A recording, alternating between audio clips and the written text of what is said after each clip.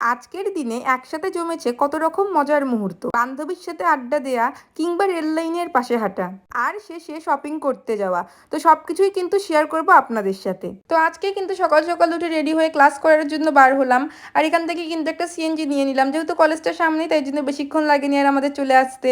আর এসেই কিন্তু এখানে এসে একটু বসে রেস্ট নিচ্ছিলাম, যেহেতু একটু ক্লাস টাইম একটু পরে, এখনো পর্যন্ত ক্লাস আমাদের শুরু হয়নি, তাই জন্যই আর কি প্রথমে এসে এখানে একটু বসে পড়লাম। আর প্রায় সময়ই এমন হয়ে থাকে যে ক্লাস করতে আসলে কিন্তু এখানে আসে গিয়ে অপেক্ষা করতে হয়, কারণ আমরা কিছুক্ষণ আগেই চলে আসি। আর এসেই কিন্তু এই পাশের একটু এলাকাতে চলে আসলাম, যেখানে কিন্তু আমার বান্ধবীরা কিন্তু দাঁড়াইছিল, মানে ক্লাস করার পর আর কি বাহিরে আসে দাঁড়াইছিল। আর এখানে কিন্তু আমি পানি খাই একটু পানি ফেলে দিচ্ছিলাম, কারণ পানির বোতলটা অনেকটা ভারী ছিল, এত ভারী পানির বোতল নিয়ে যাইতেও কিন্তু অনেকটা কষ্ট হয়ে যায়। আর এখানে কিন্তু কলেজের সামনে বসে চানাচুর মাখা খাচ্ছিলাম, কারণ যেহেতু সকালে তেমন কিছুই খাওয়া আসা হয়নি আমাদের জন্য আর কি। এখানে কিন্তু আমরা সবাই একটু চানাচুর মাখা খাচ্ছিলাম। আর এই ভাইয়াটার কিন্তু চানাচুর মাখার যথেষ্ট স্বাদ ছিল। দেন আমরা ক্যাম্পাসে বসে এখানে একটু আড্ডা দিচ্ছিলাম আর কি।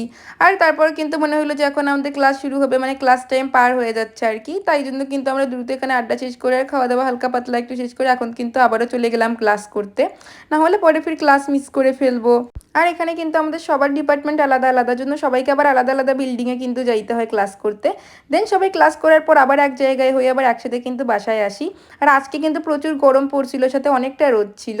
তো এখানে কিন্তু আমি ওর বান্ধবীর সাথে বসে একটু আড্ডা দিচ্ছিলাম। আর বান্ধবীদের সাথে থাকলে কিন্তু সবসময় অনেক হাসি মজা হয়। আর একটু আগেই বললাম, যেহেতু প্রচুর গরম আর প্রচুর রোদ উঠছে, তাই জন্যই কিন্তু আমরা হাতে পায়ে একটু পানি দিয়ে নিচ্ছিলাম। আর আমাদের আজিজুল হক কলেজের মেইন গেটের সামনে যে রেল লাইনের রাস্তাটা আছে, এটা কিন্তু দেখতে অনেকটা সুন্দর, মানে সামনে গেলে কিন্তু আরও অনেক সুন্দরই লাগে, কারণ গাছপালার কারণে আবহাওয়াটা আরও বেশি সুন্দর লাগে। যদিও জায়গাটা অনেকটা সুন্দর, সাথে কিন্তু অনেক ঝুঁকিপূর্ণ, জন্য অবশ্যই কিন্তু সতর্ক থাকতে হয় এই পাশ দিয়ে যাওয়ার সময়, কারণ কখন জানি ট্রেন চলে আসে সেটা তো আর বলা যায় না। তো তারপর এখান থেকে কিন্তু আমরা একটা সিএনজি নিয়ে নিলাম। আর তারপর এখন কিন্তু যাচ্ছি আমরা নিউ মার্কেটে।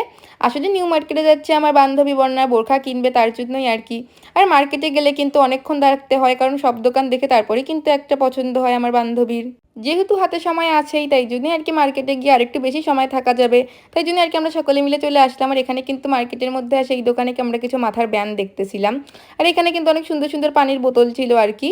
তো এখানে কিছু বোতল দেখতেছিলাম। আর তারপরে কিন্তু চলে আসলাম বোরখার দোকানে, যেখানে আমার বান্ধবী কিন্তু অনেকক্ষণ দোকান দেখলো আর বোরখা চয়েস করলো।